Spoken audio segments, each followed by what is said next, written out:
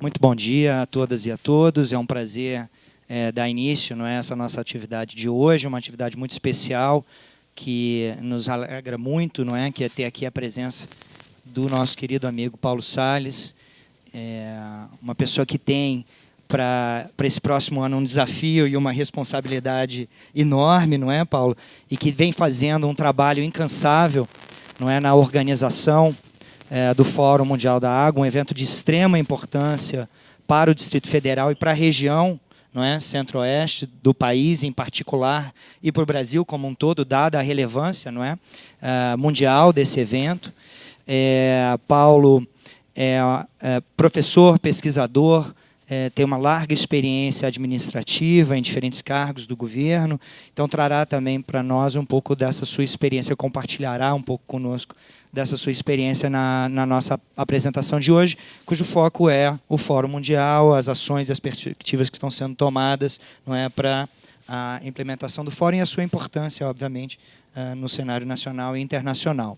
Mas antes disso, a gente tem também um enorme prazer de assinar aqui um acordo de cooperação técnica entre a Codeplan e a ADASA. Eu vou pedir a paciência de vocês por mais 2 minutos antes de passar a palavra para o Paulo, para que a gente possa assinar esse acordo, marcar, não é, a formalização de uma relação entre Codeplan e a ADASA que já ocorre desde o início das nossas gestões, não é, Paulo? Porque Codeplan vem principalmente na sua diretoria de estudos urbanos e ambientais, liderada pelo professor Aldo Paviani, intensificando de forma muito significativa os seus trabalhos, as suas pesquisas sobre questões urbanas e ambientais no Distrito Federal e na área metropolitana do Distrito Federal.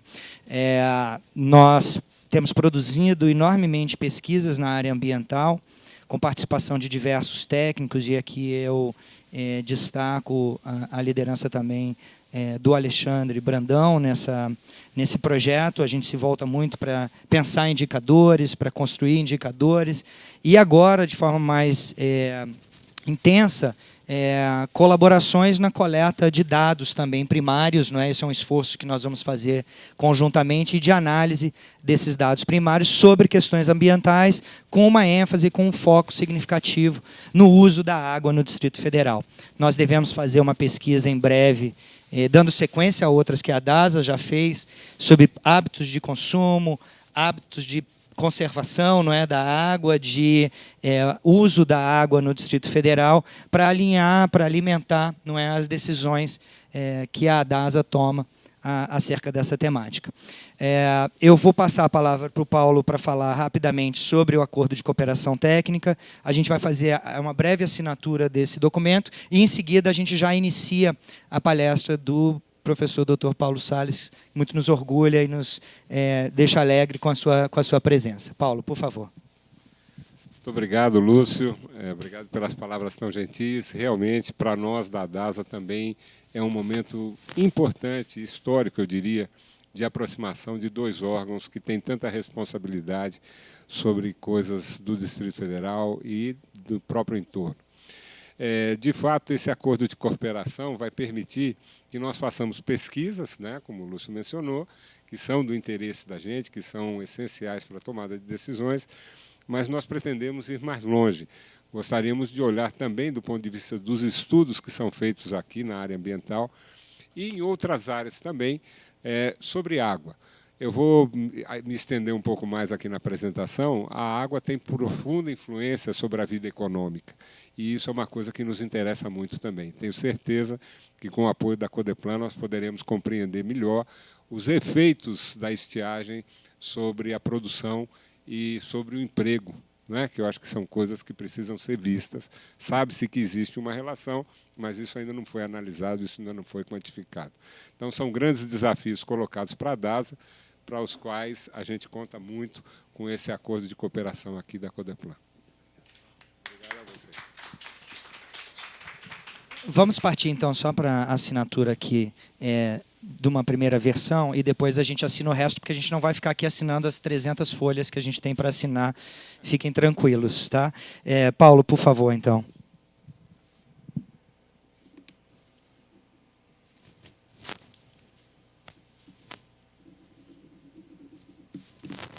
Obrigado, que bom. Uma felicidade formalizar isso.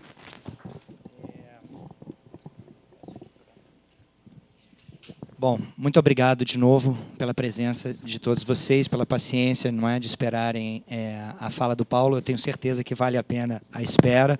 Vou passar a palavra para o Paulo, para a sua apresentação. Depois a gente segue uma rodada, tá, Paulo? Se for possível, né, de perguntas, de reações da plateia, uma interação aqui com a mesa. Tá ok? Paulo, o chão é seu. Obrigado. Tem como apagar essa luz aqui? Bem, então vamos fazer aqui a apresentação. Eu diria até, se vocês tiverem alguma questão para levantar durante a apresentação, que possa ser respondida rapidamente, a gente pode interromper, não tem problema, fiquem à vontade. Tá? Bem, nós vamos falar sobre o Fórum Mundial da Água, que vai acontecer na Semana da Água, 18 a 23 de março de 2018. Né? Você vai passando para mim? Ah, está aqui, né? Espera lá.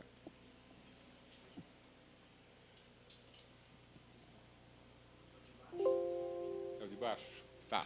Bom, como eu disse brevemente aqui, nós estivemos numa reunião em Estocolmo, agora no final de agosto, que reuniu mais de 3.000 especialistas, e público, e ONGs, enfim, governos. E a conclusão que todos chegaram é que a crise é global. Não é uma questão apenas local. Né? O Brasil hoje tem, de cada 4 cidades, uma em situação de emergência, ou por estiagem ou por inundações. Então, é uma situação complicada e todos acompanhamos isso, e aqui Brasília, uma crise hídrica também que a gente não conhecia. Mas acontece que isso está acontecendo em todos os países. Então, é uma crise já reconhecidamente global e que, portanto, requer soluções globais, requer a interação, requer a cooperação entre países, regiões, e isso torna o nosso fórum ainda mais importante. Nesse momento dramático, eu diria, quase dramático, pelo menos para muitas regiões, a gente está vivendo também uma experiência de reunir ao redor aqui de mesas de discussão grandes personalidades e muito conhecimento acumulado sobre esses assuntos. E o fato é também o seguinte, que nós constatamos que a água não tem sido tratada como prioridade. Ela só é prioridade na hora que falta na torneira. Poucas pessoas, como Eugênio, se antecipam e tomam atitudes. E quando a gente vai para o âmbito público, isso ainda é mais raro. Né? Eu canso de perguntar, nas reuniões que vou, a tomadores de decisão se eles levam em conta impacto sobre a água, disponibilidade de água, enfim, questões desse tipo, e a gente constata que, na prática, a água é vista como dada, tá certo? Todos acham que não tem problema, que não é problema, que não há falta, e assim a gente vai levando a vida. Mas a crise nos ensina que não é bem assim. Na verdade, a água não é apenas uma questão ambiental. A água é um elemento, digamos, muito mais importante. A gente aprende que ela tem um valor econômico, como eu mencionei aqui, é na hora da crise. Né? No caso de São Paulo, por exemplo, havia empresas que viajavam 200 quilômetros para buscar água, trazer a água e poder manter a produção. Tá certo? E um estudo da ONU, no ano passado, 2016, mostrou que, de cada 4 empregos no mundo, 3 dependem de água. E desses 3, 2 dependem de muita água. Então, a falta d'água é um problema que seriamente repercute sobre a produção econômica e, por consequência, sobre a empregabilidade, geração de renda e assim por diante. Então, pessoas que perdem emprego por falta d'água são cada vez mais comuns. E nós temos no DF, como um dos efeitos dessa crise hídrica, já uma baixa na produtividade, né, de vários setores. E isso ainda é mais grave quando a gente pensa nos microempreendedores individuais, aqueles que têm um pequeno negócio, um restaurante, um cabeleireiro, uma coisa assim, esses sofrem com um dia de falta d'água. Agora, imaginem se a crise se acentuar, o que vai acontecer. Né? A gente lembra também muito do que está acontecendo na agricultura. Nós temos, na Bacia do Descoberto, muitos agricultores que já reduziram 75% praticamente da produção em função da falta de água. Ali falta água mesmo, então não tem como seguir. É também uma crise política, não tem dúvida. Não é? Em vários países entram em conflito por conta de questões da água. É uma crise institucional, no sentido em que nós não sabemos como lidar com esses problemas da água. Nós estamos aprendendo. Né?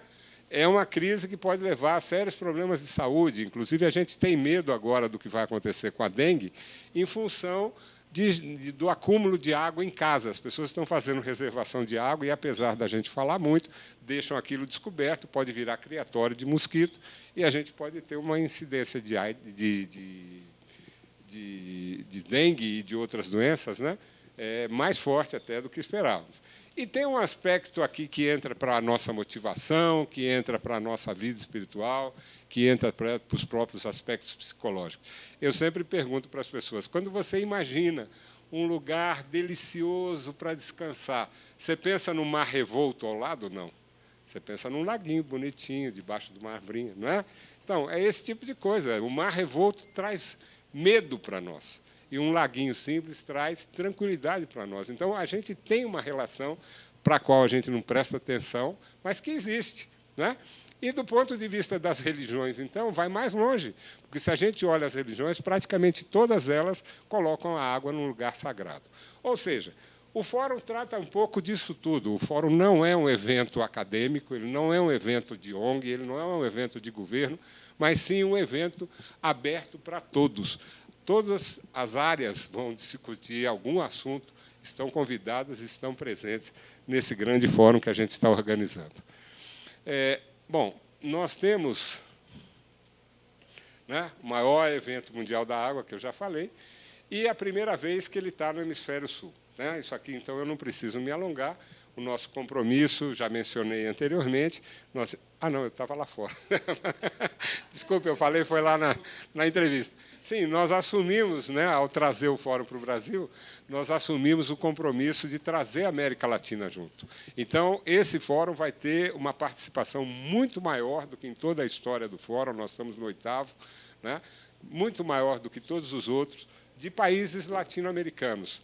Inclusive, nós estamos fazendo alguns estudos, né? Teremos um estudo com o BID, depois a gente pode discutir, inclusive, essa parceria com os países latino-americanos, e a gente vai se aproximar deles cada vez mais. Eu acho que existe um projeto de internacionalização em andamento, uma crise global e as nossas ações, que, quando se comparam com as ações feitas em países latino-americanos, são ações muito sofisticadas, ações muito modernas. As pesquisas que vocês fazem, são poucos países que têm condição de fazer. Então, a nossa parceria com eles vai muito nessa direção também, de troca de experiências e transferência até de tecnologia, quando a gente dispõe. Bom, a nossa proposta, além disso, ela tinha como foco e tema compartilhar a água. Compartilhar é uma palavra muito rica, uma palavra que tem muitos significados. Ela pode ser, por exemplo, eu estou pegando aqui os itens, entre aspas, da Lei das Águas do Brasil, que foi a nossa inspiração. Tá? Então, no artigo 1º, a água é um bem de domínio público. O que significa? Que ela é compartilhada entre todos. Não existe água como propriedade privada no Brasil. Esse é um ponto importante, porque há uma discussão sobre privatização da água. Que fique claro, privatização de serviços de água ou, que é o que está acontecendo na grande maioria das vezes no Brasil, parcerias público-privadas, concessões para serviços de saneamento, é uma coisa. Agora, privatizar a água seria uma situação como essa. Existe um rio passando na minha propriedade, eu faço uma barragem, coloco ali meus netos brincando de jet ski, e, depois da minha barragem, tem lá uma comunidade que bebe essa água e vai ficar sem. Como a propriedade é privada, eu posso fazer isso, e a lei me ampara nessa atitude. Não é? Ou, então, um grupo de agricultores que usa essa água e não vai mais poder usar, porque a gente está usando um bem privado, é minha propriedade, como é a floresta, o que é um problema para nós. A pessoa pode chegar e desmatar, e aquilo não é um bem público, não é um bem de domínio público, é propriedade privada, a pessoa dispõe do jeito que quer. Então, isso é impossível acontecer no Brasil, desde que nós temos, no artigo 20 da Constituição e no 1º artigo da nossa Lei das Águas, essa frase aí, ó, é um bem de domínio público, portanto, não existe propriedade privada sobre a água no Brasil. Em outros países existe. Então, essa é uma lição. Não, desculpe, não é uma lição. Essa é uma experiência que nós estamos mostrando para o mundo. Nós não estamos aqui para dar lição para ninguém, mas nós estamos mostrando a nossa experiência. Então, a nossa postura não é a favor desse tipo de coisa. E, como exemplo disso, e disso que eu estava falando ainda mais, eu vou pular aqui, os usos múltiplos da água estão garantidos na nossa lei. Ou seja, todos têm direito de usar a água e, portanto, compartilhar os benefícios que a água pode trazer. E nós temos uma gestão que é a única quando a gente pensa em recursos naturais, que é uma gestão descentralizada com a participação do poder público, dos usuários e das comunidades sobre a água. São os comitês de bacia hidrográfica que estão aí operando, mais de 200 comitês em funcionamento no país, não estão plenamente funcionando, porque a gente tem outros empecilhos, que não cabe aqui discutir, mas mostram a responsabilidade compartilhada também. Então, olhem os nossos princípios, compartilhar a água como um bem de todos, a responsabilidade compartilhada e a divisão compartilhada de benefícios. Essas são as nossas intenções, digamos assim, ao propor o fórum e ao realizar o fórum. Essas coisas estão sendo seguidas na medida do possível. Além disso, nós temos como proposta o foco na sustentabilidade. A questão da sustentabilidade tem que estar na linha de frente dessas discussões. E cabe uma reflexão sobre sustentabilidade. Claro que todo mundo já conhece as definições, a economia, o meio ambiente, a justiça social, como 3 pilares, há quem põe até 10 pilares ou mais que isso, mas, em suma, 3 pilares aqui, e a nossa adesão completa aos Objetivos de Desenvolvimento Sustentável. Brasília aderiu aos ODS. Não é? Então, e nós, como fórum, estamos também aderindo integralmente. Os ODS são importantíssimos nesse momento da história, uma grande oportunidade para a gente corrigir rumos. Né? Agora nós estamos mais embalados e numa situação mais complicada do que no tempo dos Objetivos do Milênio, em que a água era apenas um elemento, né, dentro do ambiente. Agora, aqui, não. Existe um objetivo específico para tratar da água, e é água para todos, saneamento para todos até 2030. É um objetivo ambicioso, mas muito necessário. Então, o Fórum também está nessa linha de defender a água para todos. Aqui eu coloco rapidamente, não vou falar muito, mas assim, como é que é a estrutura de organização do Fórum? Existe o Conselho Mundial da Água, que é uma organização da sociedade civil, não é dominada por transnacionais, por empresas multinacionais, nada disso. É uma instituição que tem representantes da sociedade civil, da academia, de órgãos públicos, de empresas e de organismos internacionais. Tá certo? E igualmente distribuídas essas proporções. Né? Faz favor, Ju. E em proporções igualmente distribuídas. Então, na verdade, é um conjunto de instituições, cerca de 400 instituições, né? Não é, digamos assim, participação individual, só institucional. A DASA faz parte, a Agência Nacional de Águas faz parte, ela é representante, a USP faz parte, ela tem um representante no board de diretores. Enfim, existe uma visão equivocada que está sendo difundida aí em alguns setores da sociedade de que o Conselho trabalha pela privatização ou que trabalha para as multinacionais. Não é verdade, não é nada disso. Inclusive, só para a informação de vocês, se a água hoje está entre os ODS, isso foi também, não é o único, mas foi também pelo trabalho do Conselho Mundial da Água. E se hoje a água está incluída entre as Cartas dos Direitos Humanos, o direito de acesso à água, também é uma luta do Conselho Mundial da Água. Portanto, não tem essa. O Conselho Mundial da Água vem produzindo os fóruns, cada fórum é de um jeito, porque cada país tem uma visão, e o nosso fórum brasileiro, ele não é um fórum que defende nenhuma posição dessas, nem de outras. Na verdade, o fórum é uma plataforma de discussão, não tem um ponto que seja defendido. Eu vou mostrar para vocês a diversidade de participantes e vocês vão entender. Bom, um comitê diretivo internacional, né, 26 pessoas, 3 indicados daqui e 3 indicados daqui, e uma secretaria executiva vai implantar o fórum, e isso aqui que é o conteúdo do fórum. Né? Então, um processo temático, né, nós selecionamos os temas, eu vou falar um pouquinho mais agora, e é a espinha dorsal, na verdade, quais são os assuntos que o fórum vai abordar. O processo político, que envolve o executivo, né? Então, em todos os níveis, prefeituras, governos de Estado, governos nacionais, o parlamento, Então, de novo, local, regional, nacional, e uma inovação sugerida pelo Brasil, trazer para dentro desse processo político o judiciário. O judiciário nunca participou dessas discussões nos 7 fóruns anteriores. E nós tivemos a felicidade, eu diria, de que o ministro Herman Benjamin assumisse a coordenação da participação do judiciário nesse processo político. Foi uma inovação muito importante, isso tem sido recebido com muito boa receptividade, né, com muito ânimo, no resto do mundo, que as pessoas estão vendo que o judiciário tem que fazer parte dessas discussões sobre água. Na verdade, nós temos quem faz a lei, quem usa a lei, e não temos quem julga a aplicabilidade e a correção da aplicabilidade dessa lei. Bom, temos também um processo regional, são 6 regiões no mundo, América, África, Europa, Mediterrâneo, como uma região especial, Ásia-Pacífico, como uma região só, e países árabes. Então, nesses locais, nessas regiões, existem muitas instituições e pessoas discutindo aquilo que está saindo do processo temático. É mais ou menos uma visão de territorialização dos problemas, não é? Então, a gente fala dos efeitos climáticos aqui e fala no processo regional de como esses efeitos climáticos estão aparecendo nos diversos países.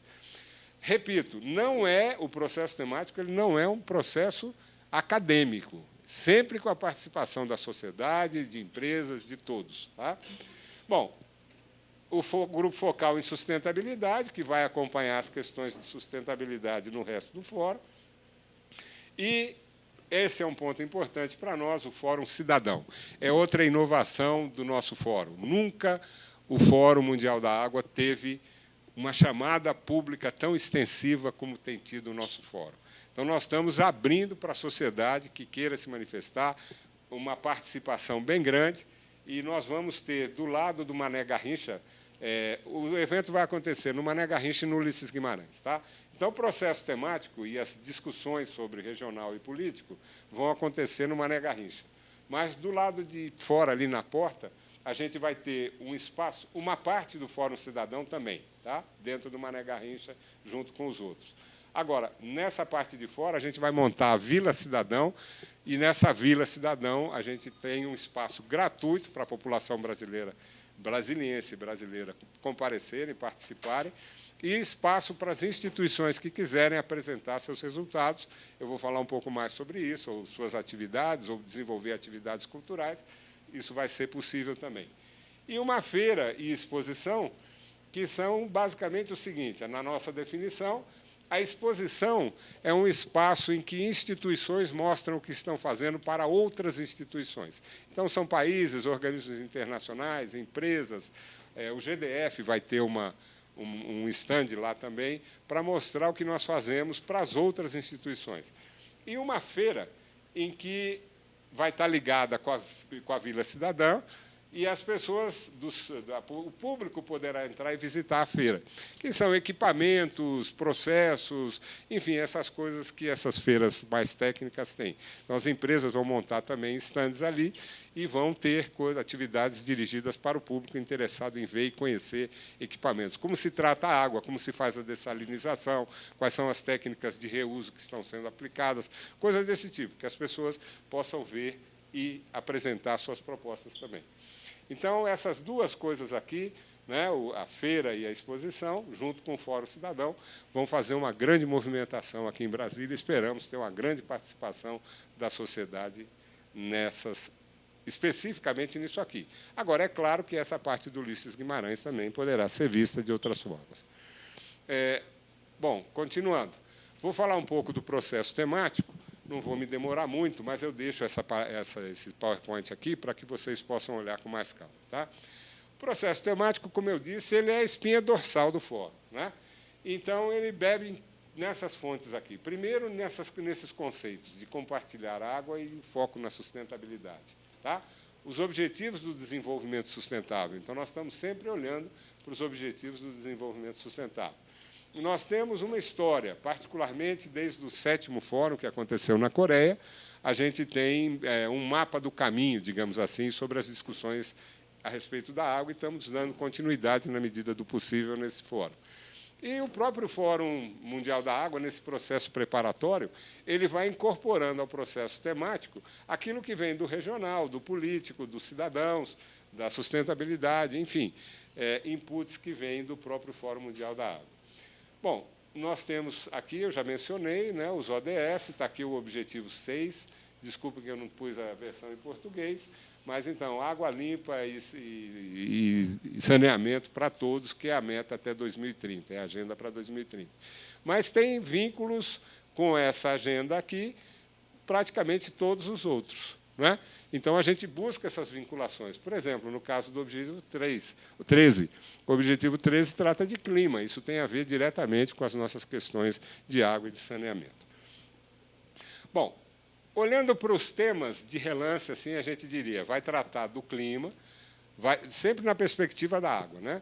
Clima, das pessoas, dos ambientes urbanos, do desenvolvimento, dos ecossistemas. Isso aqui é outra inovação, botar os ecossistemas em destaque dentro da estrutura temática.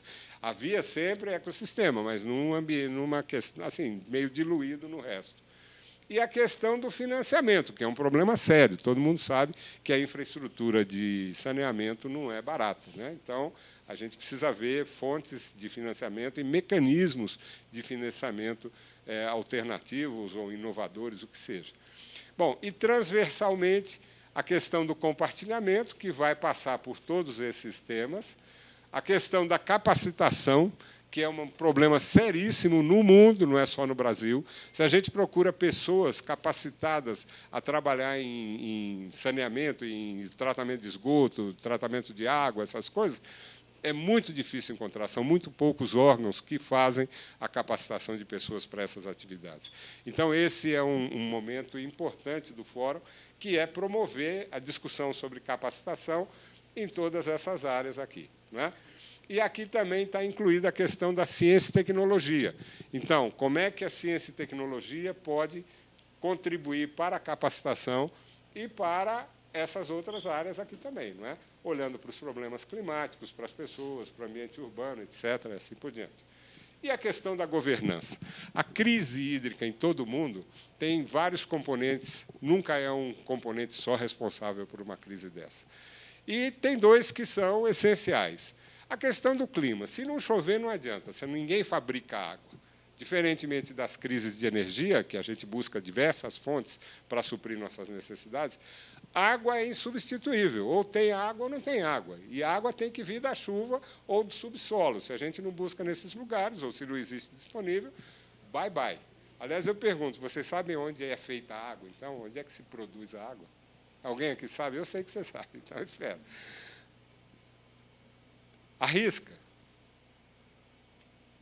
Ninguém quer falar? É assim mesmo, Lúcio? É sempre assim. Uma pergunta é difícil demais. Só todo mundo ouvindo, mas ninguém quer falar, não. A água é feita nas estrelas. Olha que coisa mais linda, feita nas estrelas. Tá certo? Por quê? Porque, olhando rapidinho, né, gente? O Big Bang, tá? Deu um monte de pequenas partículas, as forças gravitacionais vão juntando essas partículas, surgem prótons, elétrons, essas coisas, surgem os elementos da tabela periódica e surgem combinações de elementos da tabela periódica. Hidrogênio era a maioria deles, foi o primeiro, depois ele se junta, vai gerando oxigênio, carbono, etc. E H2O junta com muita energia. E essa grande quantidade de energia necessária para fazer essa fusão é a energia das estrelas, a temperatura altíssima e tudo mais. Agora, dali se espalha pelo universo. A água é um bem universal, ela está em todos os lugares, não é? E como é que ela chegou aqui? Bom, em torno de uma estrela formam-se os planetas, também outra vez a atração gravitacional e tal, vai juntando aquela massa de matéria, e essa massa de matéria vai se aumentando porque a atração gravitacional promove choques. Então, choques de cometas, de asteroides, de grandes coisas vão formando o cometa, formando os planetas. Então, no caso da Terra, por exemplo, admite-se que, num determinado momento, houve um choque tão grande que a gente praticamente dobrou de massa. Um corpo celeste do tamanho de Marte, mais ou menos, se chocou com aquilo que estava se formando aqui e trouxe a água. Tudo isso trouxe água. e que a temperatura inicial era grande, fez com que essa água ficasse sempre na forma de vapor. E, à medida que isso foi esfriando, então a água choveu, vamos dizer, né? Ela condensou e formaram-se os oceanos, formaram-se essas coisas todas que a gente conhece hoje. E a situação é dramática, porque, se a gente olha para a distribuição da água na Terra, 97%, mais ou menos, é água salgada. E a água salgada não serve para a gente, tem que ser dessalinizada. A água doce é menos de 3%, 2 e pouco, 2% mais ou menos, de água doce no mundo. E na atmosfera, que a gente depende tanto, é 0,5%. Então, é um ciclo super complexo e não tem como a gente mexer nele. Então, é isso. Mas tudo isso para falar que a gente não tem como produzir água. A água é insubstituível. E a questão da governança, que é o outro fator. Isso agrava a crise também, sem dúvida. Se a gente não faz uma boa governança, se a gente não olha o que tem e não distribui de uma forma racional e equitativa, a gente pode ter problemas sérios na distribuição da água, no uso da água e na disponibilidade da água. Então, esse é um tema importantíssimo, sempre esteve presente nos fóruns, e ele é, de novo, transversal. Bom, cada um desses temas ele foi distribuído em tópicos, tá certo? Então, ali a gente tem 9 temas no total, e tópicos. De modo geral, está aqui, ó, clima, 4 tópicos, desastres, adaptação a mudanças climáticas, mitigação, questão da comunicação entre a ciência, a tecnologia e os tomadores de decisão, pessoas, água, segurança hídrica, né, água potável. Isso aqui é o objetivo 6, praticamente, né, saneamento, de modo geral, e a saúde pública, e assim vai, né? Então, cada um tem, em média, 3 tópicos, tá certo? Fez 32 tópicos. Então, dos 9 temas, saíram 32 tópicos, e esses tópicos, então, foram sendo, digamos, o detalhamento desses temas, né? Então, olhando, por exemplo, para compartilhamento, uma troca de boas soluções, de boas práticas, a mobilização dos indivíduos e das instituições na gestão e a questão da diversidade e da justiça, justiça social, deve ser uma coisa também do compartilhamento de nós todos. Nós temos muitos casos de água dividida entre países, seja água superficial, né, quer dizer, águas que são transfronteiriças, a Amazônia é um exemplo disso, bem rico, né, e águas subterrâneas. Então, um aquífero como o Guarani é um exemplo também que mostra que nós temos um grande aquífero, e existem outros que são transfronteiriços também, e pelo mundo está fora também. Então, isso tudo é muito novo. Como lidar com isso é sempre muito novo. Bom, resumindo, 9 temas, 32 tópicos no processo temático, e cada um desses temas vai se desdobrar em sessões, as sessões que a gente terá no Ulisses Guimarães, tá certo? Então, a gente tem a seguinte situação nesse momento. Primeiro, como é que é tomada a decisão nesse processo temático? Chamadas públicas internacionais. A gente abre uma chamada pública dizendo, olha, o fórum está aí, etc. Nós estamos chamando pessoas para trabalharem esses tópicos aqui. Quem é que se apresenta? Aí as instituições se apresentam, e não indivíduos, instituições se apresentam, e a gente julga de acordo com a afinidade, né, que tem com o tema ou tópico, equilíbrio regional, brasileiros garantidos, junto com os estrangeiros, instituições públicas, privadas e sociedade civil, um equilíbrio também nisso, e capacidade para atuar em âmbito mundial. Tá certo? Então, nós temos aqui, de Brasília, do GDF, por exemplo, a CAESB, a DASA e a CEGET. Nós fizemos a chamada pública, me parece que o IBRAM entrou também. Parece não, entrou, mas eles conseguiram entrar só na parte das sessões, que é outra coisa que vem lá adiante. Mas nessa área aqui de critérios para tópicos e temas, eles não entraram, não. Então, foram só essas instituições, e nós estamos participando, então, de um grupo de 5 instituições em cada tema para fazer a coordenação, discutir isso tudo, né? Então, são 45 instituições coordenando 9 temas. Tá bem? Bom, esses temas se desdobram em tópicos. 3 a 5 instituições, mesmos critérios, para coordenar o que vai ser discutido naquele tópico e para definir quais seriam as sessões. Né? Aquilo que eu disse, você vai chegar no Ulisses Guimarães, 10h30, de 10h30 e meio-dia, nessa sala tem uma atividade tal que pertence a esse tópico e pertence a esse tema. Tá? Então, de novo, 150 instituições na coordenação. E agora nós estamos terminando de definir quem serão os responsáveis por cada uma dessas sessões. E, de novo, estão aparecendo 3 a 5 instituições para coordenar cada sessão. Ou seja, quando a gente chega num evento lá no Ulisses Guimarães, tem cerca de 500 instituições envolvidas na distribuição dos temas, dos tópicos, dos assuntos, principalmente na escolha de quem vai falar, garantindo sempre a presença da sociedade civil, das empresas, dos governos, da academia, tá certo? Não é uma coisa assim, ah, meu amigo, põe meu amigo ali. Não tem, isso aí não tem nesse âmbito de 500 instituições discutindo isso tudo. Isso para vocês verem como o Fórum está mobilizando o mundo. Brasília ainda não acordou para o Fórum. Se a gente sair na rua perguntando, ninguém sabe que vai ter o Fórum aqui ainda. Realmente é um problema e eu conto muito com vocês para vocês nos ajudarem na divulgação e no envolvimento de Brasília nisso aqui. Bom, continuando aqui, eu já falei dos outros processos, já falei da importância da justiça, não é? Como inovação, dos processos regionais. Eu não estou contando nessa contabilidade que fiz agora o que está acontecendo aqui, né? Mas tem muitas coisas. Por exemplo, a Europa promoveu um monte de reuniões para tratar de governo, para tratar dos problemas regionais, essas coisas todas. E no processo político, a gente terá alguns eventos de grande porte. Por exemplo, um que já está garantido é o seguinte, uma reunião de alto nível em que o secretário-geral da ONU, o presidente do Banco Mundial e os chefes de Estado de 12 países vão se reunir para apresentar um relatório, o primeiro relatório, desde que os objetivos foram criados, os ODS, sobre o objetivo 6, sobre água. Então, vai ser um evento, né, mundial de grande porte, porque esses países estão trabalhando para fazer esse relatório desde 2015, desde que foram lançados os ODS. Então, vai ser um grande evento. Agora, a gente espera outros, envolvendo ministros, chefes de Estado. Para vocês terem uma ideia, na Coreia, havia 120 delegações oficiais enviadas por países para esse evento.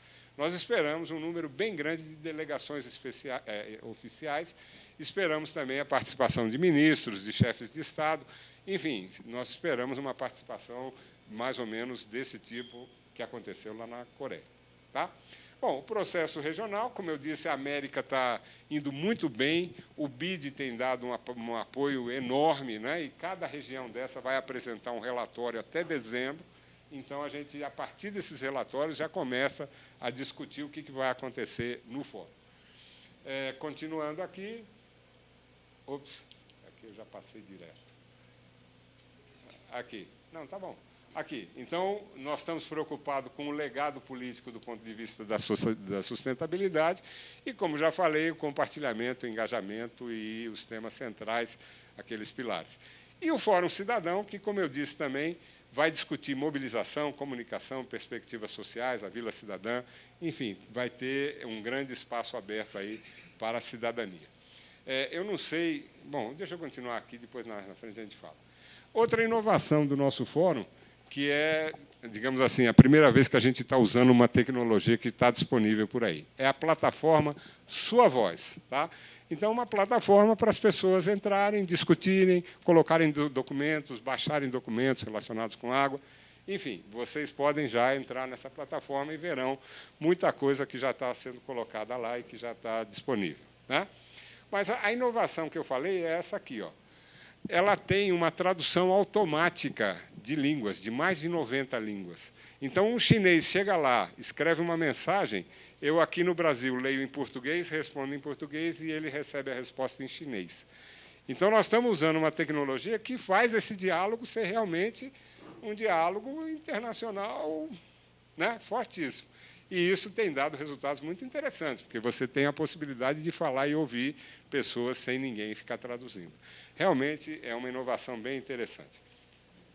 Bom, continuando, o que a gente espera desse movimento todo? Né? Eu acho que é uma das coisas mais importantes depois desse esforço todo. Bom, primeiro, acelerar, dar suporte, ampliar a escala de implementação dos ODS, principalmente as metas relacionadas à água em qualquer dos ODS, como já mencionei, estão distribuídos por aí.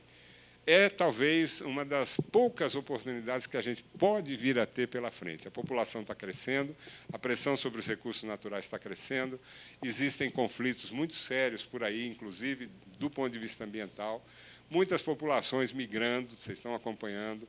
Enfim, existe uma confusão generalizada. E não podemos ignorar também que tem, talvez seja uma forma deselegante de falar, mas duas pessoas que não demonstram ter muito equilíbrio emocional e responsabilidade brincando com armas atômicas, não é? Disputando quem xinga mais com armas atômicas. Então, nós estamos num momento crucial da humanidade. E a gente precisa agora, já que a gente vive num mundo global, que a gente fala na nossa língua e o outro entende na língua dele, a gente está chegando num ponto em que a gente tem que se juntar, de fato, e levar a sério essa mobilização pelos ODS. Enquanto existem florestas, enquanto existe água limpa, enquanto existe gente disponível, enquanto ainda existe uma crença de que aquela pós-verdade, as fake news, essa onda de mentiras que se apresentam como verdades, ainda não tomou conta completamente das nossas relações, o que vai virar um desastre caso aconteça, né? Então, é um momento importante. Vamos acreditar nesses ODS, vamos lutar por eles, e esse é um dos resultados que a gente espera do Fórum. Bom, dentro dessa perspectiva e daquela que há de compartilhamento, construir alianças, aproveitar essa para cooperação regional, internacional, temas ligados à água vão ser, digamos assim, objeto disso, né? A gente tem que lembrar que a cooperação é uma forma de compartilhamento, e isso aqui requer diálogo. Eu não consigo cooperar se eu não dialogar. Então, a noção de diálogo precede o compartilhamento, precede a cooperação, precede o assumir responsabilidades juntos, como estamos fazendo a DASA e CODEPLAN hoje, por meio desse ACT. Bom, o aperfeiçoamento institucional a assuntos relacionados à água, tanto no Executivo, Legislativo, como no Judiciário. O ministro Herman Benjamin fez um comentário que foi muito interessante. Ele disse que, no direito, não existe algo, direito da água. Isso nunca foi tratado assim. A gente fala da água nos compromissos internacionais, na produção econômica, no meio ambiente, mas a água nunca foi um objeto do direito, de estudo do direito, né?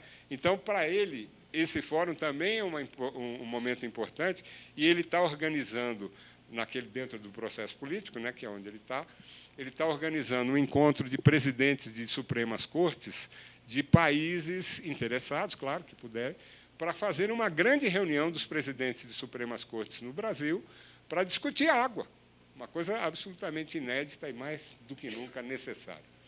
Bom, fortalecer a gestão integrada de recursos hídricos e garantir a participação ativa e informada da sociedade. Então, integrada nos usos, os múltiplos usos que a gente falou, todos os usos múltiplos, agricultura, abastecimento, transporte, geração de energia, lazer, tudo isso é uso da água, e isso tem que estar integrado para que a gente possa fazer uma gestão única. E a gestão por bacia hidrográfica, que é outra coisa importante, né? A água no Brasil é gerenciada por bacia, não é pelos estados e municípios. Essa é uma coisa interessante e desafiadora. Então, a gente tem o caso do Descoberto aqui para dar como exemplo. É uma bacia do Rio Descoberto, e essa bacia é compartilhada pelo DF e por Goiás. Então, a gestão não pode ser feita isoladamente por um para o outro, tá certo? Isso aí é uma forma diferente de fazer a gestão das outras coisas, porque as diferenças, os limites municipais e estaduais fazem, né, fazem o resto. Você imagina, se eu tenho do lado de cá a discussão da água, do ponto de vista da bacia para cá, e Goiás tem a coisa deles lá, feita da forma deles, a gente não consegue fazer a gestão da água, né? Essa é a questão. Muito bem. Promover o diálogo entre ciência, tecnologia e inovação. A gente sabe, o Lúcio conhece bem, o professor Aldo também, e eu sei que vocês todos conhecem e percebem isso. Nós que estamos dentro da academia, a gente tem um tempo para fazer as coisas, a gente tem uma visão, tem os objetivos, e os gestores têm outras necessidades. O diálogo tem sido difícil, e ele é difícil por várias razões, pela linguagem e pelo próprio tempo, né?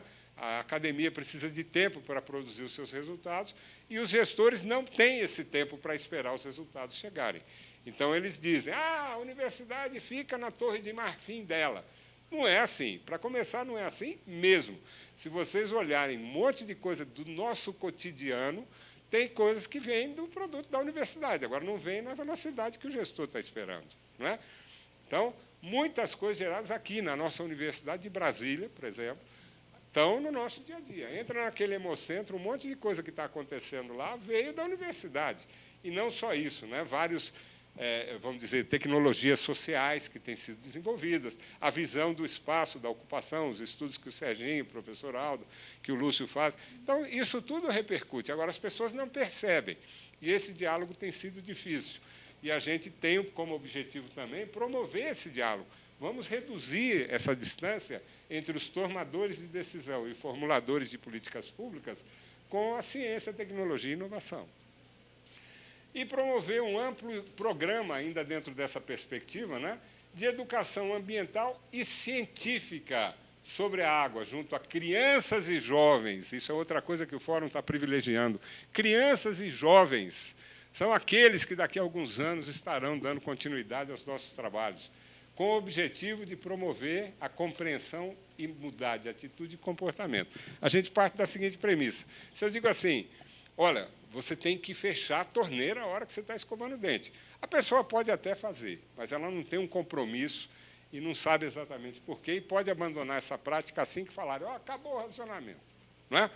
Agora, se você mostra, entende, as pessoas compreendem a questão do ciclo hidrológico, a questão de ver essa circulação da água que a gente mencionou aqui na biosfera, se elas são capazes de entender o processo de captação e tratamento da água, dos custos envolvidos para que aquela água chegue potável até aquela torneira, que ela entenda para onde vai a água depois que ela entra no ralo. As pessoas não têm noção de o que acontece. Elas acham que a água nasce na torneira e vai embora pelo ralo e desaparece. Não é assim. Entender que essa água está sendo jogada provavelmente num rio que é muito mais poluído do que aquele onde ela foi captada, ou seja, o tratamento vai ser mais complexo ainda quando a gente vier usar essa água outra vez. Quer dizer, tem que entender, para depois que entende, aí sim muda de comportamento, muda de atitude de uma forma permanente. Então, não dá para ficar pensando a educação ambiental apenas em umas demonstrações de boas práticas. Tem que ter junto um trabalho de esclarecimento da população, de educação científica da população, para que as pessoas compreendam a importância daquilo que elas estão fazendo. Aí sim a gente consegue mobilizar. Eu quero fazer uma ressalva que, quando a educação ambiental foi tratada, digamos assim, inicialmente no país, na década de 90, esse era o objetivo. Mas a prática tornou a educação ambiental uma coisa bem diferente. Discutia-se se ia ter uma disciplina exclusiva para a educação ambiental. Isso não aconteceu, ficou assim, não, é transversal. Todo mundo fala de educação ambiental, mas ninguém fala o que precisa ser dito. Esse é que é o ponto. Então, vamos recuperar essas ideias iniciais, a água com a transversalidade que ela tem, mas vamos incorporar também esse conhecimento sobre a gestão da água, sobre o modo da água se comportar e etc. Vou contar só uma historinha aqui, que é digamos assim, um legado dessa crise hídrica. Quando começou a crise hídrica, caiu uma chuva, as pessoas falavam, pô, choveu pra caramba, o reservatório não mexeu, uma isca continua diminuindo. A primeira lição foi a seguinte, a água não cai da chuva, não cai homogeneamente sobre o espaço. Você pega um mapa, tem uma região que chove mais, uma região que chove menos. Então, cai a chuva, mas não cai no reservatório, ou na bacia do reservatório, essa não conta para mudar o volume d'água do reservatório. Esse é o ponto. As pessoas, os jornalistas, hoje chegam para mim e falam assim, choveu no lugar certo? Não é? Entenderam, aprenderam. Nós estamos tendo uma visão da água hoje muito mais legal do que tínhamos no começo. Então, isso é um grande avanço. Não é? E, finalmente, e não menos importante, né, só para usar o refrão, compartilhar a água em busca de uma cultura de paz. A ideia de compartilhar, como eu já mencionei aqui, envolve aspectos interiores de cada um de nós. Envolve responsabilidades compartilhadas, né? Divisão e trabalho junto, cooperação em torno de responsabilidades. Envolve a necessidade de diálogo, compartilhamento requer diálogo. E tudo isso é necessário para que a gente construa uma cultura de paz. Tem gente que fala que a terceira guerra vai começar por causa da água. Eu prefiro pensar que o fórum vai disseminar uma mensagem e nós devemos pensar com seriedade nesses aspectos todos da água e lembrar que não adianta brigar por causa de água. A água ninguém fabrica e tem que compartilhar para que todos possamos existir. Então, a água tem que ser um elemento de paz, de entendimento, e não de conflito. No plano individual, eu não conheço ninguém que negue um copo d'água para uma pessoa que chegue com sede. Não é? A gente sabe que a água é uma necessidade vital. Vocês já viram pessoas fazerem greve de fome durante muitos dias, mas ninguém viu alguém fazer greve de sede. Claro, porque a greve de fome é um instrumento de pressão, não é um modo de se suicidar. Tá certo? Então, ninguém faz greve de sede. Por quê? Porque senão acaba rapidinho. Então, é uma interação que existe entre as pessoas em relação à água que eu acho que ultrapassa a nossa parte racional. Mexe com o íntimo, com o âmago da gente. Quando você olha para as religiões, como eu mencionei, existe sempre um lugar sagrado. Quando você olha para a espiritualidade de quem não tem religião, você vê que também a água tem algo a ver. E eu não vou ficar perguntando religião, nada disso. Mas eu apelo para cada um de nós olharmos para dentro de nós, dos nossos sentimentos interiores, da nossa visão de humanidade, e que a gente ajude, se torne também um agente nessa luta de tornar a água um elemento de entendimento e não um elemento de conflito. Tá certo? Existe eu gostaria, antes de terminar, já estou terminando, gostaria de fazer um comentário aqui sobre o Fórum Alternativo que está rolando por aí. Isso ela conhece, né? Ela já conhece, porque quando eu falei, ela já balançou a cabeça. Seguinte, existe um outro fórum sendo gerido, e nós não podemos confundir o Fórum Alternativo com o Fórum Cidadão. Quando o Fórum Alternativo se formou, ele se constituiu da seguinte maneira. No exterior, existem algumas pessoas que têm uma visão do Conselho, como eu mencionei aqui, como sendo um órgão de um instrumento para a privatização da água. Não é verdade, eu já disse para vocês por quê. Que é um órgão dominado pelas multinacionais. Também não é verdade, já mostrei para vocês. E que o Fórum Mundial da Água é um instrumento para divulgar isso aí. Também não é verdade, como eu estou mostrando para vocês. Então, é o seguinte, o Fórum Alternativo é a expressão de um conjunto de ideias, de uma visão do mundo. Quando eles se constituíram no Brasil, eles reuniram algo que eu acredito que nunca tinha acontecido no mundo, enquanto no mundo, no resto do mundo, nos outros países, eles tiveram uma pequena participação na França, em Marselha, que tem a sociedade civil, alguma coisa mais organizada. Na Coreia, passaram praticamente despercebidos, ou nem só mensagens, coisas assim. Mas tem que lembrar que a Coreia é um país que vive em guerra. A gente está vendo na televisão todo dia, né? A Coreia do Norte brigando com a Coreia do Sul. Então, eles têm uma estrutura bem mais militarizada e bem mais fechada, e a sociedade civil não tem grande expressão ali. Então, a participação foi praticamente zero. E aqui no Brasil, não. A gente está num momento de efervescência política muito grande. Então, juntou o Fora Tudo com o Fora Fórum. Tá certo? O documento que eles lançaram para apresentar o Fórum Alternativo prevê a responsabilização da gente, da DASA, do governador, da ANA, que são os que estão organizando, Ministério do Meio Ambiente, perante a justiça, porque a gente está usando dinheiro público para promover a privatização. Essa é a proposta que eles estão fazendo. Né? Mas, ainda assim, quando eles se constituíram aqui, foram muitos colegas nossos da universidade, gente de associações profissionais, enfim, eu tenho a impressão que não é essa não é a proposta política, nem a intenção dos nossos colegas, mas todos se juntando ali. E eles foram procurar o governador, Rodrigo Hollenberg. O Rodrigo me chamou para conversar também, para estar presente, e quando eles apresentaram a lista de demandas que eles trouxeram, pedindo apoio para realizar o Fórum Alternativo aqui em Brasília, o governador logo me perguntou qual era o que eu tinha a dizer aquilo, quer dizer, o que o Fórum tinha a dizer sobre aquilo. Eu disse, olha, desde o começo nós estamos dizendo que o Fórum Mundial da Água é para todo mundo que bebe água. Quem bebe água tem lugar para entrar, falar, participar do Fórum Mundial da Água. Portanto, o Fórum Cidadão é um espaço que essas pessoas que querem expressar seus pontos de vista têm para virem lá participar. Como tem também no processo temático, assim por diante. Mas tem esse espaço que pode abrigar exatamente o que eles estão propondo. Não é? Por quê? Porque a gente está aqui para ouvir as ideias. O Fórum não defende uma posição. Já me chamaram para um debate, privatização ou não, querendo polarizar comigo se era privatização ou não. Eles são contra e acham que eu sou representante dos que querem privatizar. Não é nada disso. Eu não entro nessa discussão por várias razões. A primeira delas é que o Fórum não tem, eu não tenho autorização nenhuma para falar sim ou não em nome do Fórum.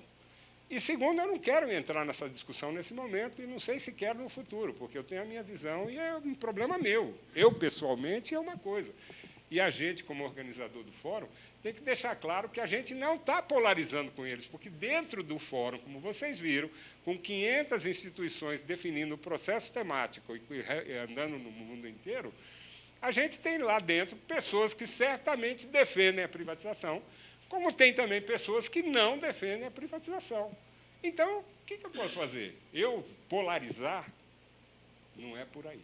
Tá certo? Então, quero deixar bem claro para vocês isso. O Fórum não defende nenhum ponto de vista, eles querem colar na gente isso, eles fazem isso. Inclusive, aconteceu agora, recentemente, numa situação em que uma pessoa que eu não vou mencionar, mas uma pessoa que tem um cargo elevado na gestão das águas e que está relacionada com o Fórum, foi para um lugar e quase foi agredida, porque estava sendo tomada como sendo uma pessoa que defende a privatização, quando não tem nada a ver. Essa pessoa, inclusive, trabalha noutra linha, que não tem nada a ver com isso. Tá certo? O governador, então, fez a oferta, eles não aceitaram, disseram, não, nós vamos fazer o nosso fórum. O governador disse, então, tudo bem, né? Democraticamente, o DF vai oferecer para vocês lugar, vai dar uma infraestrutura, tal, não vai entrar com dinheiro, porque o nosso dinheiro está escasso e o dinheiro que a gente já está usando no fórum não permite fazer outras despesas. Então, o dinheiro do fórum é do fórum. Agora, vocês terão apoio de outro tipo, de outra natureza. Tá certo? Tudo bem? E aí ele fez uma ressalva. Ele disse assim, a única coisa que eu não quero é constrangimento para as pessoas que vierem aqui. Eles vão fazer uma passeata, eles vão... Enfim, eu, infelizmente, tenho que dar um depoimento aqui para vocês. Eu não sei se vocês se lembram, nós tivemos um kick-off meeting, que foi um lançamento do fórum, em junho de 2016. Fizemos um evento que reuniu 800 pessoas, 700 pessoas, algo assim, representantes do exterior, uma boa representação de gente do exterior, e a gente estava ali no Ulisses Guimarães reunidos, e um grupo de grevistas entrou, quebrando uma porta, uma paulada, quebraram uma porta de vidro, entraram ali e bateram nas pessoas que estavam dentro do evento. Tiraram o sangue das pessoas, quebraram a cabeça, quebraram não sei o quê, machucaram. 6 pessoas feridas por conta de gente batendo com um pedaço de pau. Esse pessoal está envolvido ali no Fama. Eu não vou dizer que o Fama vai fazer isso, mas só para mostrar que a gente vive uma situação em que estamos aqui para trocar ideias. Para isso, todos estamos abertos. Agora, esperamos que a gente consiga fazer isso sem nenhum problema, que não se repita o que, infelizmente, aconteceu durante o kick-off. Bom, para finalizar, digamos assim, meu último apelo, né? A água tem que se tornar uma prioridade na agenda mundial.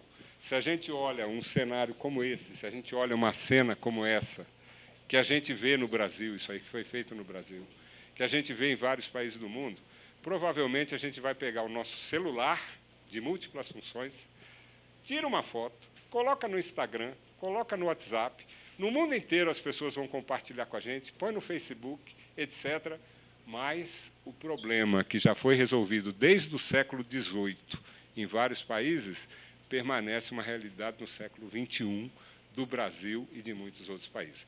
Isso aqui deve deixar todos nós preocupados e deve mexer com a gente do ponto de vista de compartilhamento. Nós temos uma água, né, de boa qualidade, temos saneamento e tal, mas nós não podemos descansar enquanto tanta gente no mundo viver essa situação. Realmente, perde até a graça ficar compartilhando coisa pelo WhatsApp, quando tem tanta gente vivendo uma situação tão dramática como essa. Oi? infelizmente, isso é na Amazônia. Essa foto foi tirada na Amazônia, porque a Amazônia, vocês sabem que não tem saneamento. Cidades como Manaus, Belém, essas cidades não têm saneamento. Então, nós estamos é o nosso dilema, né? Nós temos não sei quantos % da água no mundo, mas o que nós estamos fazendo com essa água? Tá? Então, agradeço, estão aqui os nossos parceiros, na organização, o Conselho Mundial, o Governo de Brasília e o Governo Federal, representado pelo Ministério, e a realização pela ABDIB, pela DASA e pela ANA. E aqui o nosso endereço, que vocês podem acessar. Muito obrigado pela oportunidade, e estou aqui às ordens, ainda dá tempo para uma rodada de coisas, se vocês quiserem. Nós vamos recompor a mesa e vamos passar para a segunda etapa aqui do debate. Enquanto isso, nós vamos agradecendo algumas pessoas que assinaram, que estão aqui presentes. Eloy Coraza, da Corecon, a imprensa da TV Brasil, que esteve aqui, e Cleia de Almeida, Emater, Adriana Lodge, Secretaria de Educação, João Carlos Pimenta, do Sindiscom, Luanda Vera, CEMOB, Cainan, Sudeco, Solimar, Secult, Sérgio Magno, Sudeco, não sei se veio alguém, senhor Aguinaldo Moraes, não sei se ele está aqui, senhor Diego Lopes, Sinesp, Segete, Cleisneide, o Edson César, da FAP, a Sônia Faustino Mendes, da Chefia de Assuntos Federativos da Presidência da República. Nosso muito obrigado a todos, permaneçam aqui para o nosso segundo momento. Muito obrigado, Esther. Vamos franquear, então, o uso da palavra. Quem quiser se inscrever para fazer uma pergunta ou um comentário, por favor, faça. Eu peço que, quando for usar a palavra, se apresente e seja o mais sucinto possível, embora fiquem à vontade para fazer suas afirmações. E depois a gente retoma aqui a palavra para a mesa. Obrigado.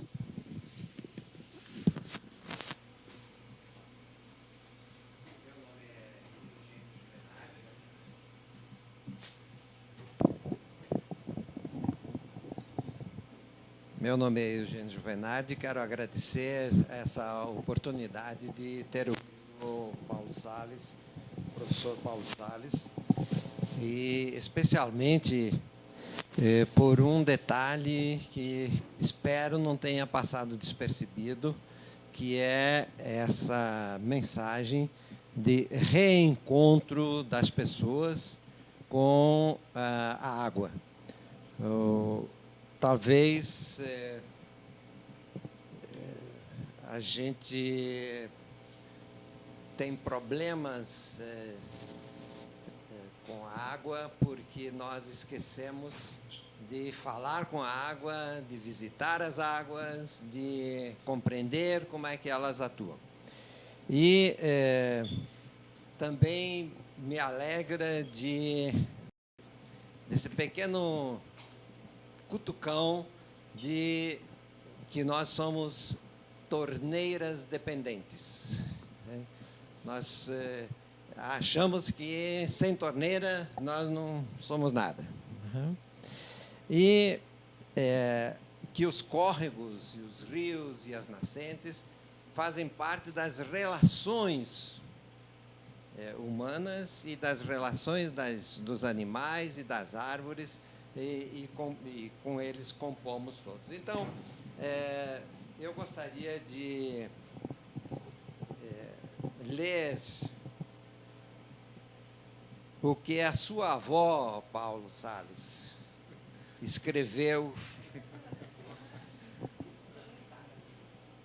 E por isso, talvez, essa sua demonstração de afeto para com as águas.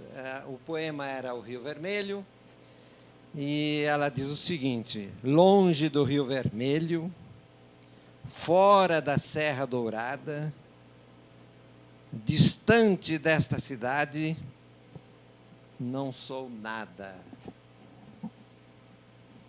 minha gente. E continuo dizendo, lá no finalzinho, não vou ler todo o poema, porque todo mundo pode ler depois.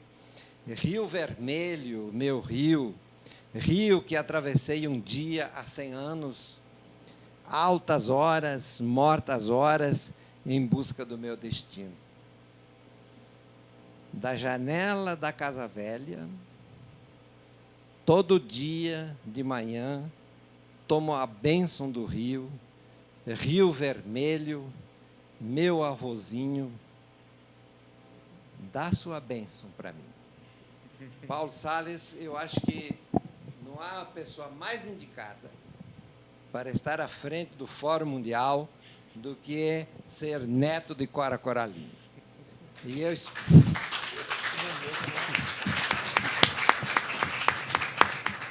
eu espero que esse fórum desperte nas pessoas esse amor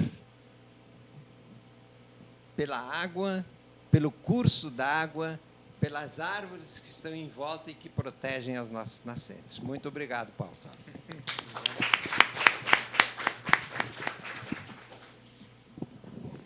Que responsabilidade, Sérgio, agora. É bom, eu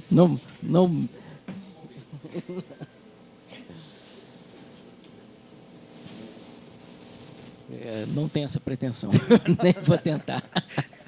Mas, enfim, agradecer ao Paulo, acho que essa palestra estava sendo esperada há muito tempo e foi uma agradável, uma excelente surpresa, porque você nos trouxe, a gente sabia que o Fórum é um evento muito importante, mas você nos trouxe a exata dimensão da importância desse Fórum, né? Enfim, fez de forma muito brilhante, e eu acho que, pessoalmente, eu acho que as pessoas aqui também estão muito satisfeitas com a tua exposição, né?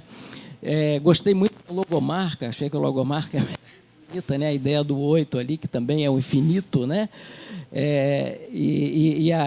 Das duas cores também que relacionam com a agenda verde e a agenda azul, né? Então, tem tudo a ver com tudo que você falou. E tudo, né? Enfim, tem vários significados, não vou me alongar. Mas eu queria fazer só uma pergunta específica já, sobre, enfim, as áreas de proteção de manancial. A gente sabe que isso tem uma importância capital em Brasília, no DF, né, porque somos uma região de nascente. Eu sei que existe um grupo já trabalhando sobre esse tema, é um tema de meu interesse, né, eu tenho alguns trabalhos nesse tema, né, e se você pudesse falar um pouquinho, eu sei que tem inúmeros temas, mas eu lembrei desse porque é um de interesse próprio, tá bom? E mais uma vez, obrigado pela palestra. Bem, Paulo, cumprimentos, né? Acho que o Sérgio Jatobá falou pela diretoria, pela excelente exposição, né? Colocou em pratos bem claros como é que vamos trabalhar, né? A diretoria de estudos urbanos e ambientais logo aderiu e logo se fez presente lá na DASA, porque eu acho que é importante para a cidade, que a gente acha que nem deveria passar, né? Segundo Luiz Cruz, que veio aqui medir e achou que aqui era o lugar da capital porque havia muita água, né? E, no entanto, esse racionamento mostra que a cidade cresceu demais, não é? Você falou do Santo Antônio da Descoberta, né? Esse lago que é compartilhado, e nos dá um argumento a mais para que a gente tenha uma área metropolitana que divida, compartilha as coisas de uso comum, não é? Que no caso do Goiás e DF devem ter essa área metropolitana para ver a questão da água, do esgoto, enfim, do transporte, do trabalho, enfim, não é uma unidade correspondente, sob ponto de vista funcional, não legal ainda, não é? E nem sei se vale a pena legalizar, mas que deu um argumento a mais para ver que a água pode unir essa população já chegando aos 4 milhões de habitantes. 3 milhões, um pouquinho mais aqui dentro do DF e mais 1.200.000 lá fora. Então, eu quero lhe dizer que a Diretoria de Estudos Urbanos Ambientais, sobretudo na presença do Alexandre Brandão e do Sérgio Jatobá, e eu mesmo, né, compartilhamos com essas suas ideias, sobretudo de que trata-se de uma coisa para a paz mundial, né?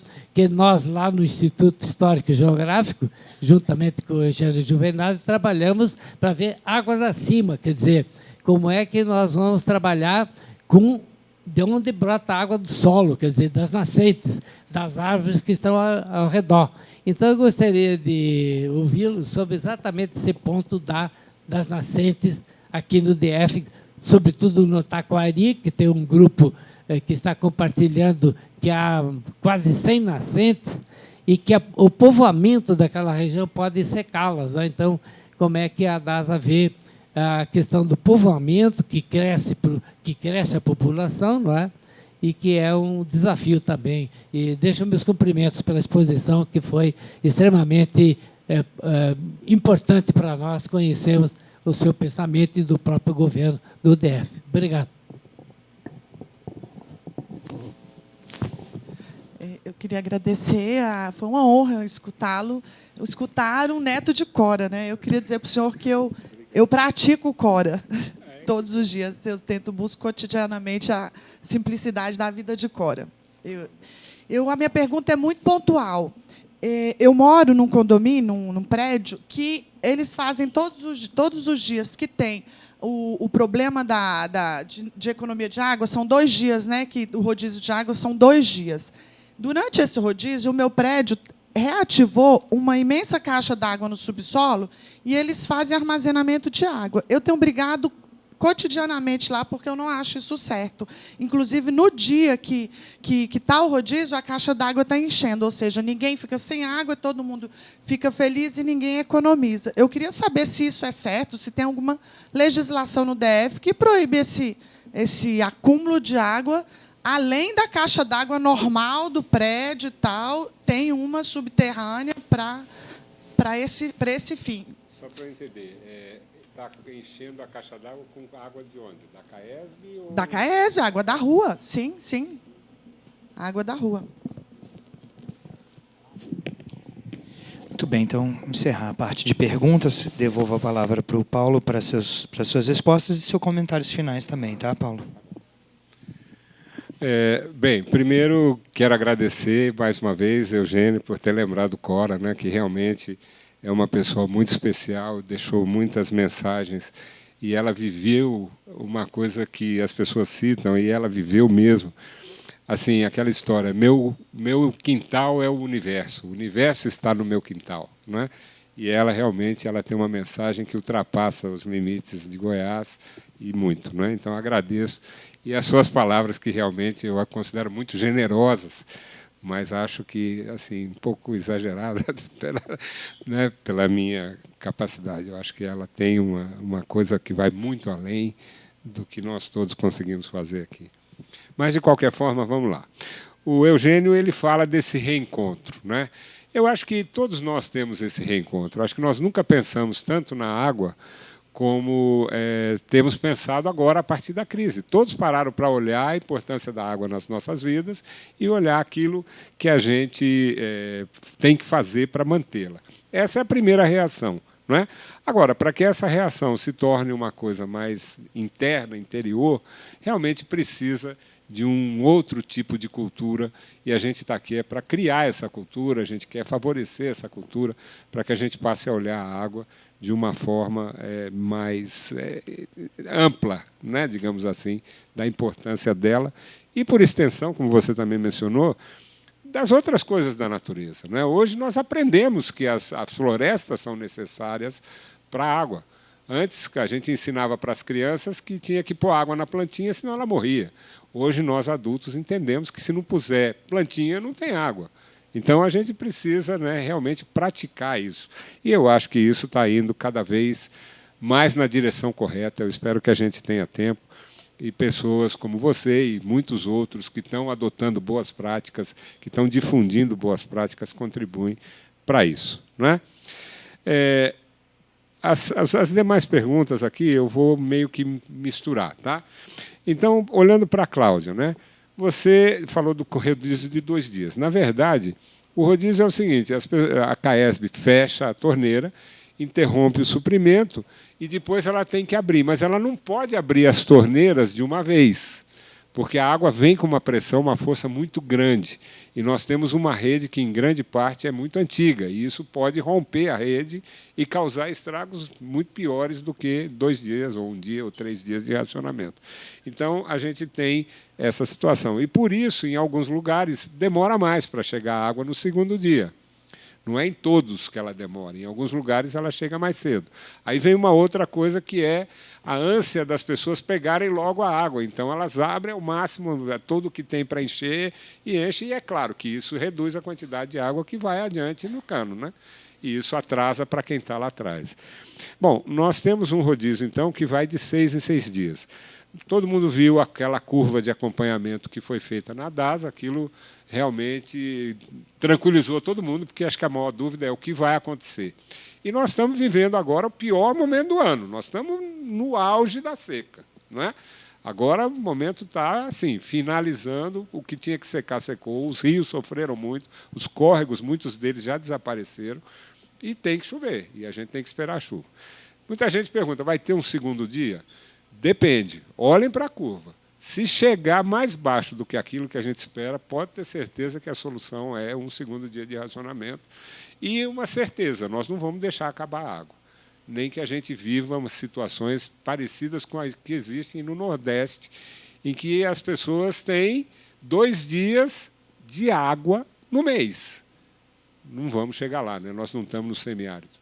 Mas, né, as pessoas vivem com muito mais restrições, muito menos água. Nós esperamos que isso não seja necessário, claro, de todo o coração, mas as incertezas não nos permitem afirmar. Então, um segundo dia é possível? É possível, mas, de qualquer forma...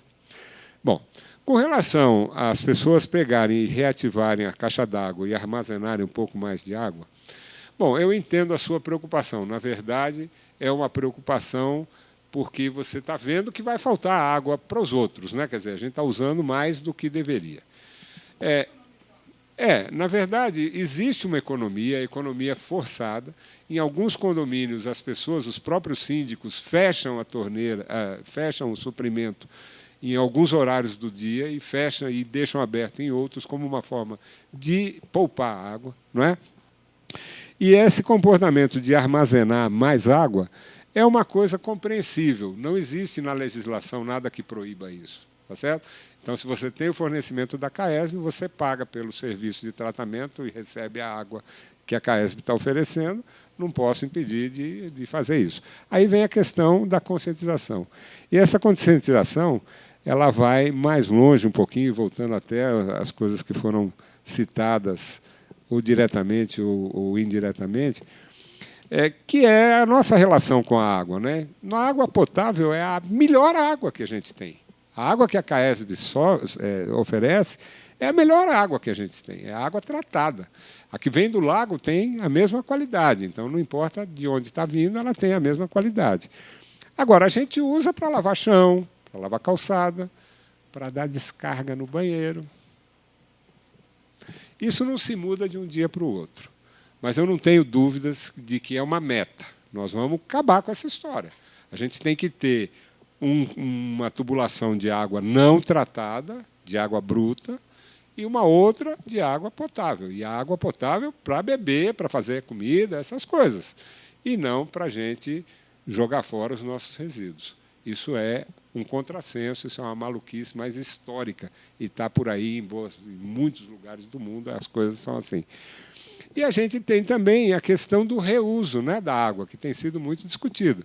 Então, existem várias formas de fazer reuso. Então, pegar água de chuva, há quem chame também reuso, né, não no estrito senso, mas vá lá. Pega a água de chuva para usar dentro de casa, para fazer outras coisas, tudo bem, numa boa. Agora, o reuso de água que a gente faz, ele ainda é muito primário, que é pegar a água do banho, a água da máquina de lavar e tal. O objetivo, e aí eu estou falando em âmbito mundial, o objetivo é que a gente seja capaz de usar a água que saiu no esgoto e trazê-la de volta para uma condição de água potável. E, no caminho, aproveitar os nutrientes para voltar a abastecer o solo, porque ele está sendo exaurido também de nutrientes na medida em que a gente produz e a agricultura tira esses nutrientes do solo. Então, a gente tem que estar preparado para isso também, para chegar lá e tomar a água que foi água de esgoto. A gente tem uma população que não tem... Se falar isso, as pessoas caem de costas, porque elas se preocupam, por exemplo, com a água do lago. Vem do lago, eu estou vendo, eu nado lá, então como é que eu vou beber essa água? Então, é mudança de cultura, tá certo? E, com relação ao reuso, vai aumentando cada vez mais, e é uma forma de aumentar, digamos, a disponibilidade de água, até que a gente tenha um ciclo mais ou menos fechado, né? Então, a gente não dependa da chuva, como a gente depende hoje, ou não dependa dos córregos, como a gente depende hoje, porque a gente usa e trata, e usa e trata, e usa e trata. Porque uma das grandes, belas qualidades dessa coisa maravilhosa que é a água é a possibilidade dela voltar a ser H2O pura. Entendeu? Então, essa eu acho que responde a sua pergunta e já adianta outras coisas. A questão que o professor Aldo levanta, né? A questão da população crescendo. A população crescendo, a qualidade de vida aumentando, o que faz também aumentar o uso da água. Tá certo? Então, de fato, nós estamos indo numa direção de mais uso. Mas, como eu mencionei ainda agora, nós estamos buscando outras formas de oferta, entre as quais o reuso, né? A captação de água de chuva e reuso também. Então, a gente busca aumentar a oferta. Isso é uma forma de compensar essa população que está crescendo. A gente tem um histórico, isso aí todo mundo sabe, um histórico de ocupação desordenada do solo. Não estou falando nem de ocupação ilegal ainda. Estou falando de ocupação desordenada, porque mesmo os órgãos públicos ocuparam desordenadamente. Não é? E a gente tem, infelizmente, Serginho, professor Aldo, a gente tem até hoje nascentes sendo enterradas, soterradas, e tem córregos sendo soterrados. Isso ainda ocorre no Distrito Federal. Então, este governo tem feito um esforço inaudito para conter essa ocupação desordenada do solo, para legalizar as áreas que estão ocupadas e para cuidar que as próximas áreas que sejam ocupadas de maneira adequada. Tá certo? Existe legislação para isso, discussão para isso. Tá certo? Existe a situação do Taquari. Ali tem muita gente em situação irregular, e existem contratos que foram firmados anteriormente que não podem também simplesmente ser abandonados. Então, eu tenho certeza que tem acompanhado, conversamos muito com o pessoal da Terra Cap, principalmente, não é, que é quem está promovendo ali as mudanças. E posso lhe assegurar, professor, que as pessoas da Terra Cap estão muito sensíveis a manter o máximo possível, garantir o máximo possível do funcionamento dessas nascentes e do abastecimento do lago. Tá? Bom, e aí agora, respondendo à sua pergunta, a conversa que tivemos, ao nosso acordo de cooperação, e ao Serginho, particularmente, uma das coisas que a gente quer deixar de legado para esta cidade e para ser apresentado no fórum, é uma coisa que nós começamos a discutir com a CEGET, que é a história da ocupação do solo. O professor Aldo tem aí um papel essencial nisso. A gente quer saber como é que a gente mostra que aquilo que a gente afirma, né, sem ter os dados ainda, acontece. A gente sabe que a crise hídrica depende, em parte, dessa ocupação desordenada. Agora, como é que eu mostro isso? Onde ocorreu? Em que proporção ocorreu? Como ocorreu, essas coisas todas. Então, nós fizemos um acordo e nós teremos a oportunidade de mostrar isso no fórum. Isso é uma coisa que pode ir para sessões temáticas do fórum. Nós combinamos que iríamos promover um acordo entre as instituições envolvidas, e está aqui, Lúcio, o nosso ACT em ação, para a gente recuperar essa história. Vamos reconstruir a história de como Brasília, o território, foi ocupado, do ponto de vista da água e dos córregos e das nascentes, para ver se a gente tem, daqui até 6 meses, resultados preliminares que a gente possa mostrar. E o nosso compromisso pode se estender até depois do fórum, para que a gente possa fazer um estudo completo, ou bem mais completo, dessa situação. Então, fica feita aqui, desde já, a proposta para que vocês se juntem a isso. A CEGET vai nos ajudar, a Terra Cap, com certeza. Vamos buscar a nova CAP, que tem os registros. Vocês, Serginho, professor Aldo, vocês sabem onde estão as fontes para a gente buscar como é que foi a história do desaparecimento das nossas fontes. Excelente, obrigado. Então, tá. Obrigado a vocês. Prazer estar aqui. Paulo, muito obrigado pela sua presença, pela sua fala, foi um prazer ouvi-lo. Agradeço a presença de todos e de todas e desejo um ótimo final de semana. Vou devolver a palavra para a Esther para o fechamento do evento. Por favor, Esther.